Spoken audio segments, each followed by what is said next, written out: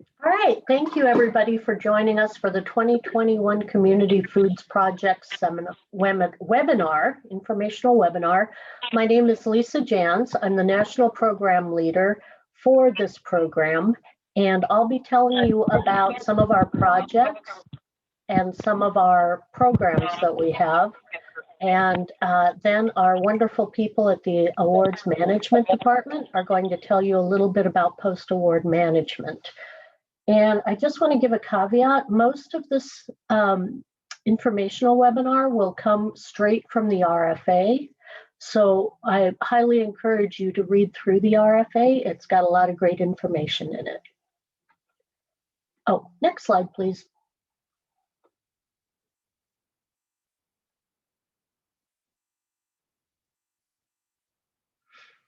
So I wanted to give you a little bit of background about who we are. We're the United States Department of Agriculture's National Institute of Food and Agriculture.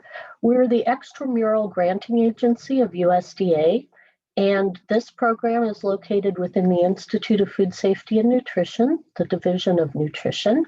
Next slide, please.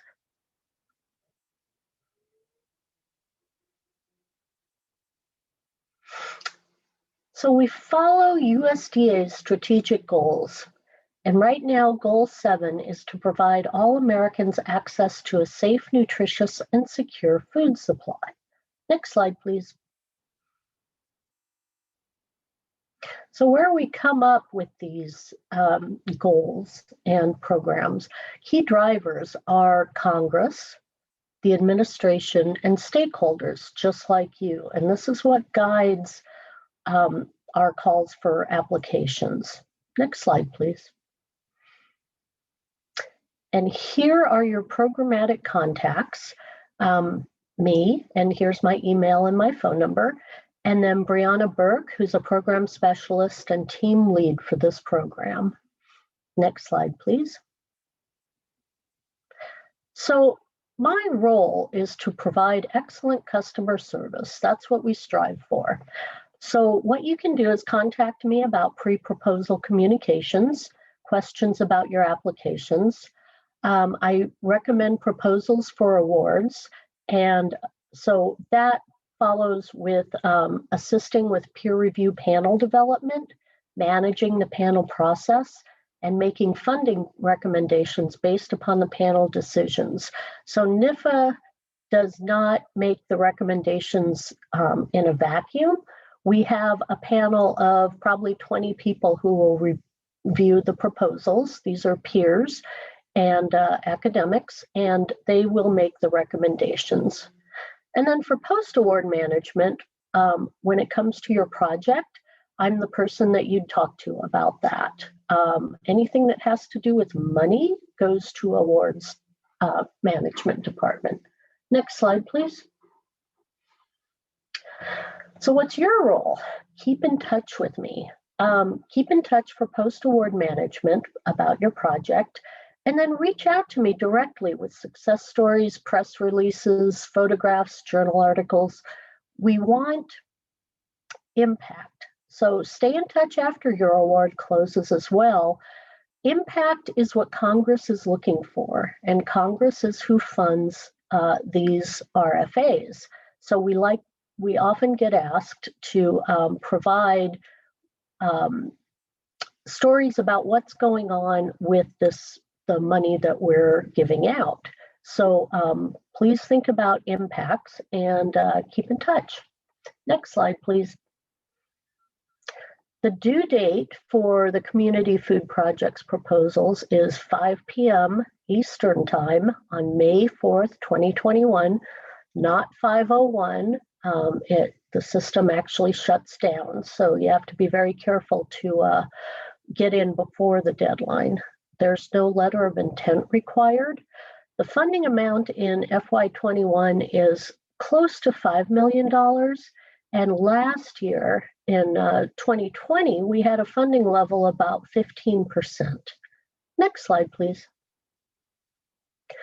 So the purpose and priorities. The primary goals of CFP are to meet the food needs of low-income individuals through food distribution, community outreach to assist in participation in federally assisted nutrition programs, or improving access to food as part of a comprehensive service.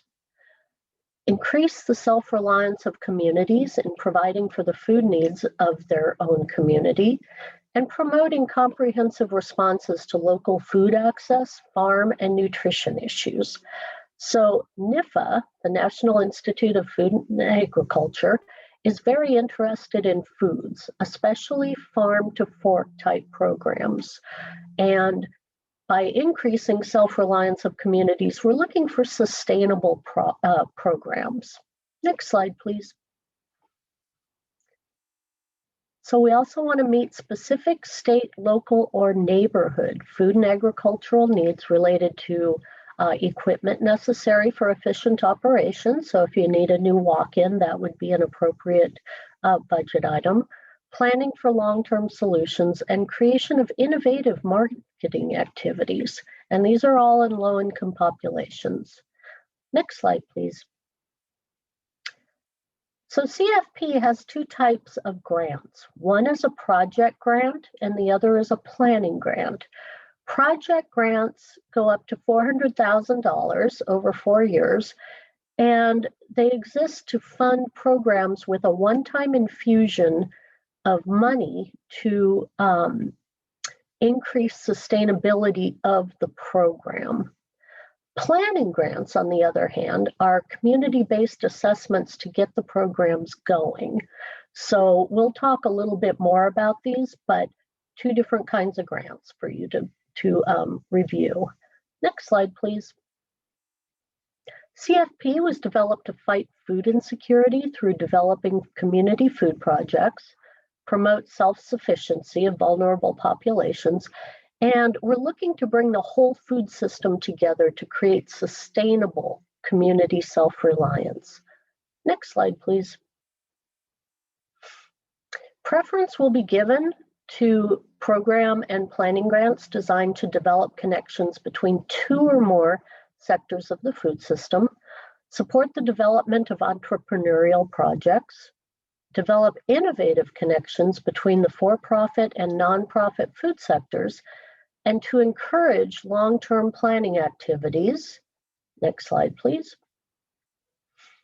To develop new resources and strategies to help reduce food insecurity in the community and prevent food insecurity in the future by developing creative food resources, such as coordinating food services with park and recreation programs, other community-based outlets such as summer feeding programs, or creating nutrition education programs for at-risk populations to enhance food purchasing and food prep skills. So there are FNEP and opportunities with this RFA as well. Next slide, please. Examples of community food projects include, but are not limited to, community gardens with market stands, value chain projects, food hubs, farmers markets, farm to institution projects, and marketing and consumer cooperatives. And all of these projects must include low-income participants. And what we'd like to see is projects and planning grants that come from the ground up. So we encourage strongly bringing the community in before you write your application. Next slide, please. Examples of planning projects include, but are not limited to, community food assessments and coordination of collaborative developments, GIS analyses, food sovereignty studies, and farm to institution explorations. And all projects, again, must involve low-income participants. Next slide, please. So one of the questions we get asked a lot is, what are the types of projects that you fund? So I'm going to walk you through a part of NIFA's website that will allow you to search for different types of projects that have been awarded recently. So the website is nifa.usda.gov/data, and you'll see a series of icons on the page. Click on Recent Awards, which show the history of NIFAS funding from fiscal year 2002 to the present. Next slide, please. So this is our data gateway. Once you click on that funded projects icon, you're going to see something that looks like this. And the way you search for the community foods program is go all the way over to the right to program area name and click on that little thing that looks like a funnel. Next slide, please. When you click on that, it'll give you a pop-up box asking for program area names. So type in community food projects and apply. Next slide, please. And you'll come up with, if you see all the way to the right, community food projects programs. The program name, you'll see community foods projects or planning grants. You'll see the dollar awards and the grant titles, and you'll be able to click on these and get summaries of the research and the methodology. And this can really help you to decide if this is the right fit for you. Next slide, please.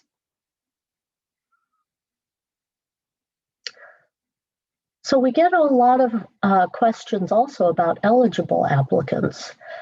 These are public food program service providers, tribal organizations, or private nonprofit entities, so 501c3s, including gleaners who meet the following 3 requirements: expertise in community food work, particularly small and medium-sized farms, job training and business development for food-related activities in low-income communities, and efforts to reduce food insecurity in the community, including food distribution, improving access to services, or coordinating services.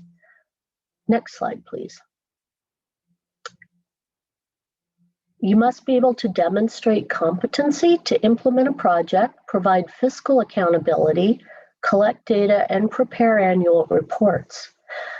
Demonstrate a willingness to share information with researchers, evaluators, practitioners, and other interested parties. This is federally funded research, so it's in the public domain. And we also want you to collaborate with 1 or more local partner organizations to achieve at least one hunger-free communities goal. And we do encourage collaboration and be sure to get letters from your collaborators, letters of support. That's important. Okay, next slide, please. CFP or planning project awards are encouraged to seek and create partnerships with public or private, nonprofit or for-profit entities, including links with academic institutions, other professionals, community-based organizations, and local government entities. And many of our programs collaborate with academic institutions because there's a strong evaluation component to these programs. We want to know how they're working and if they're working, and many times your academic collaborators have experience in doing this type of evaluation. Next slide, please. All right, now the bad news. CFP and planning applicants must provide matching on a dollar-for-dollar basis for all federal funds awarded. These matching funds, however, may be provided through cash, through other sources of funding that you've received, as long as it's not federal, and or in-kind contributions fairly evaluated, including your facilities that you're donating to the project, equipment, or services. So your administrative salaries would include in-kind contributions. And our awards management department will talk a little bit more about this. Next slide, please. So I'd like to emphasize pages 21 to 24 of the RFA discuss how your proposal will be evaluated. This is the information that we give panel reviewers before they evaluate proposals and make recommendations for them. So this is specifically the information that I think is key for you to read before you start your proposal. This guides you as to whether this is the right fit for you and helps you to craft your proposal to fit the evaluation criteria. Next slide, please. So CFP proposals should contain a strong evaluation component, as I said before. Innovative evaluation strategies are especially encouraged. These evaluations should focus on logic models and the measurement of indicators of success in meeting the legislative goals and objectives of the CFP, which are outlined in the RFA. And awardees are expected to contribute data to the annual report each year. Next slide, please. So here's where it gets a little sticky. I've got one slide on this. The method of application is through Grants.gov, and the RFA walks you through how to submit this. However, you must register early. Don't do this at the last minute. You'll need Adobe Reader and search for the application using the funding number. And what you'll need to have on your team is an authorized representative prior to starting an application to assess the organization's readiness to submit an electronic application. So you're going to need a money person. Next slide, please. And now I will turn it over to our Awards Management Division. That's great. Thanks, Lisa, for that introduction. We'll go to the next slide, please. All right. My name is Beth Curling, and I am a Senior Grants Management Specialist in the Awards Management Division. We also have another specialist, Patrick Martin, who helps coordinate this program as well. So if you are to submit an application and it is either recommended for award or you have a current CFP award and you have post-award questions, we're the team of folks that will help you answer budget, financial, prior approval requests, changes of that administrative nature to your project. Next slide, please. And we're just going to focus on, in this webinar, on a few topics that might help you prepare your application. So some additional pre-award requirements that we want you to think about, indirect cost recovery, and then to just touch on some of the matching requirements and guidelines, definitions, tips, things that will help maybe reduce some of the heartburn you might feel about coming up with those matching funds. We'll talk about cost principles and how we evaluate a budget that is submitted after award. Next slide, please. You will see as part of the RFA that there is a section for organizational management information, and this is very important if your package is recommended for award. So if you've gone through the peer review process and been reviewed favorably, we will ask for some additional information about your organization. And that is so that NIFA can go through a risk assessment to help determine how much maybe history you have with financial awards and how comfortable you might be in managing those dollars. So we will ask to see audited financial reports, as well as details of your cost accounting system, how many current or recent federal awards you've had, how you determine salary and what is your policy for compensation rate, and then as well as any bylaws or statements of purpose and power that you might have on record. And again, this is not to pry into your organization too much, but just so that NIFA can have a better understanding of how comfortable your organization is handling federal award dollars. Next slide, please. Sometimes applicants in this particular program also like to work with a fiscal agent.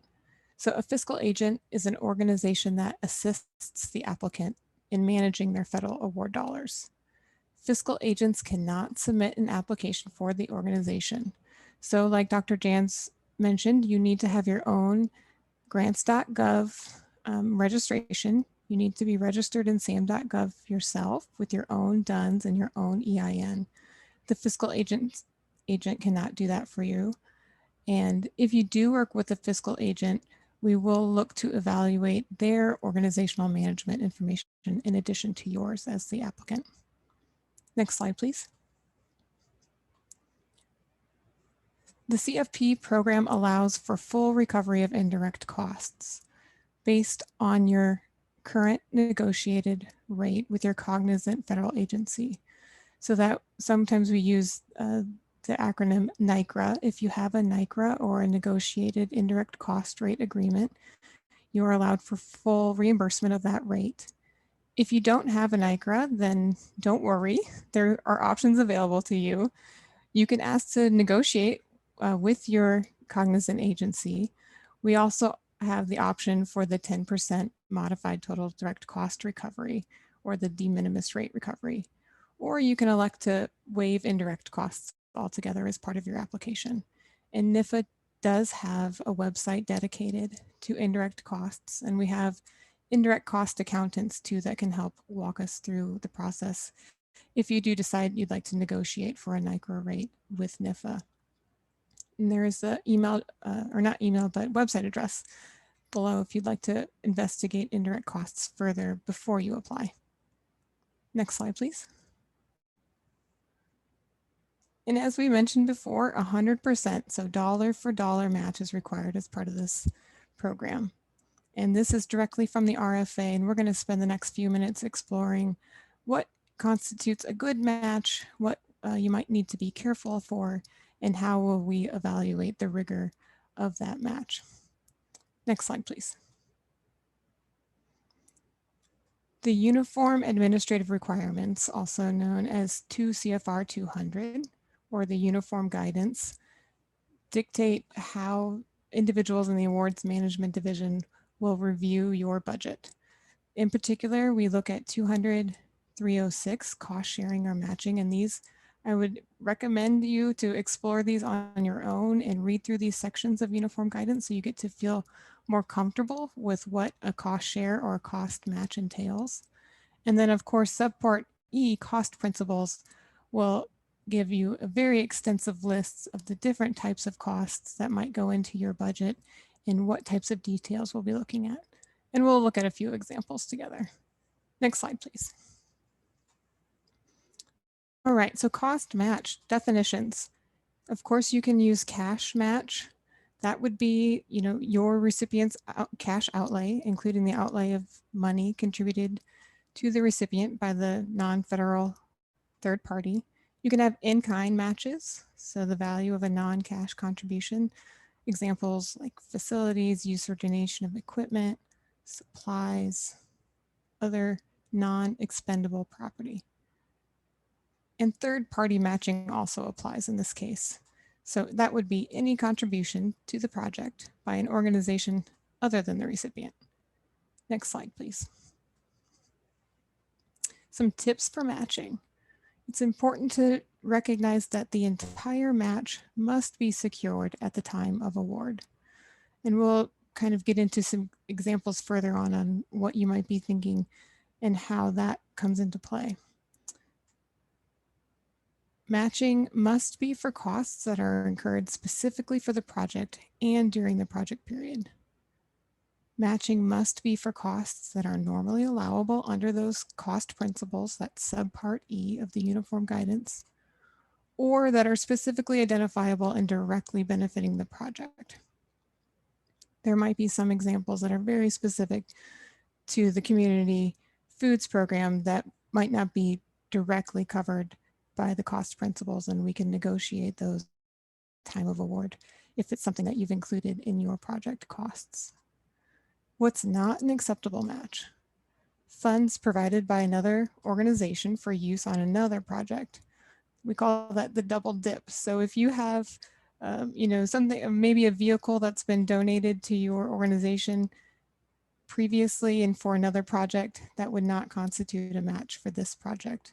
First, because it was previously donated, and secondly, because you're using it perhaps as a match for another program. Funds provided by another federal agency, so we need to keep those award dollars separate from each other and used separately. Income expected to be earned during the project period is not an acceptable match, and that relates back to the first point of needing the entire match secured at time of award. So if you're predicting any kind of program income, you would not have that in hand at time of new award, so it would not count. Indirect cost rates that are applied beyond the federal portion of the award are not an acceptable match, as well as contingency costs set aside for unexpected expenses or future uses or costs pending approval. We talked a little bit about this just prior, but the value of equipment previously purchased or donated to recipients would not be a match. Office furniture, the purchase, rental, or usage of it is not a match, nor are loan programs or market vouchers or other incentives. Next slide, please. But these are all examples of what you might want to include as a match or as direct federal dollars to in the case of the Community Foods Program. So please do reference subpart E 200, 420 through 475 for a list of cost items that might apply to your program. We'll go through some here that are very, very common. Salaries and wages for project personnel. If you do decide to put your personnel's cost and effort, time and effort on the award, please provide the annual or hourly rate of pay, the time commitment, and the task to be completed. And it's important that salary rates be the normal rate of pay for the job category or the employee. If you're going to use volunteer staff time, perhaps as a match in this case, time should be supported by the level of documentation used by the recipient for its own employees. And the rate of pay is based on the work performed on the project, not the volunteer's rate of pay at his or her place of employment. So an example for this might be, maybe you're developing a garden in inner city, and you've got the ear of the district attorney who wants to come and volunteer her time on the project, and she comes and helps dig the plots for you. You would be able to, as a match for her time, include a rate of pay that would be equal to anyone who would be digging in the dirt that day, not her usual pay as district attorney. Next slide, please. Office rent, you may use these as direct costs or as a match when needed. When there is need for an office away from the main facility, office rent may be charged as a direct cost if you provide an explanation of why you need the office rental, the monthly rental cost and usage. The facility must not be owned by you as the recipient, and rent cannot be included as part of the indirect cost pool. That would be pulling from both direct and indirect cost, which would be unallowable. Rent must be prorated to the project if space is shared or if you're not planning to use it for the entire duration of the project. Donations are a common source of match for organizations, but we do need to be able to determine the value of the donation and be able to verify those records from the recipient, subrecipient, or contractor. And the methods that you use to value your donation should be included in the records in case of audit. Next slide, please. Travel is very common, whether it's local travel or you're going to conferences or to connect with colleagues elsewhere. But if you do include travel costs, we ask that you please provide the purpose and the destination if it's known, the number of trips, number of travelers, and the cost per trip. Materials and supplies, please be as specific as you can. Any items that you expect to purchase, you don't have to go clear down to the cost of pen and pencil, but if there is some specific supply that you plan to purchase to help you achieve your project, please include those as much as you can in your budget justification. And space rental, this is again similar to rent, but important to know that the cost of renting a meeting room or community center is allowed, but if the facility does not normally charge for rent, the cost of space rental for that location would be unallowable. So sometimes there might be perhaps a church or a community center that just allows individuals to reserve the location and use it at no cost. If that is the case, then you would not be able to come up with a rental fee to include as a match. Next slide, please. All right, and some applicants may be very familiar with this form. This is the R&R budget, cumulative budget form. and it will be a part of your grants.gov application. And you'll notice because Community Foods Program is a match program, there will be an extra column. So you'll have your total federal dollars, your total non-federal dollars, and then those will be added for that last column there on the right for total funds. And you will also be asked to submit separate budget justifications. So one for your federal dollars and one for your matching dollars. And we beg of you, please, in the awards management division, it confuses us if those two narratives are combined. So please, when you're planning, go ahead and write those separately and make it very clear to us which dollars apply to federal funds and which dollars apply to matching. But please do keep in your mind that we will be evaluating those two narratives to the same degree. So the level of detail required to summarize and justify your federal dollars is also required for your matching dollars. And if we identify that there's an expense that's unallowable in the federal budget, it's also unallowable in the matching, or vice versa. So we use the same cost principles to evaluate both budgets. And if we do find a cost during our review that is deemed unallowable, we might ask that additional costs of either federal dollars or matching be required. So that would be part of the negotiation that happens in between award recommendation and actual notice of award. So there could be communication with our team in the interim to make sure that all of the costs that you've requested are allowable and reasonable and can be allocated to the project. Next slide, please. This is also important to note that projects that are unable to meet the matching requirements will not be funded, or their funding may be reduced. So we will go dollar for dollar on that match, and we will reduce federal dollars if we are not able to determine that you have the equal number of dollars in your matching available. A complete source of matching must be secured and maintained by the grantee. So it is your responsibility to have that on file at all times and that you keep track of those records throughout the life of the award. Our awards management division does perform random desk audits and site reviews, and these are precisely the records that we'd be asking for you to share. So we would want to see matching documentation and expenditure reports if we were to come visit your location or to ask that you provide those documents to us. And as part of that recognition on your part, we ask that at time of new award, your authorized representative will sign the notice of award and return it to NIFA prior to us releasing the funds so that we know that you know that match is required and that you are prepared to monitor those funds. Next slide, please. All right, and that brings me to the end of the awards management. Please do, just like Dr. Jans mentioned, reach out to us if you have questions. We're here to help. We want you to develop strong applications that you feel good about and that reflect your work to a high standard. So please give us a shout via email if you need to, and we will help address any questions. And I'll turn it back to you, Dr. Jans. All right, I'd like to thank you all for attending this webinar.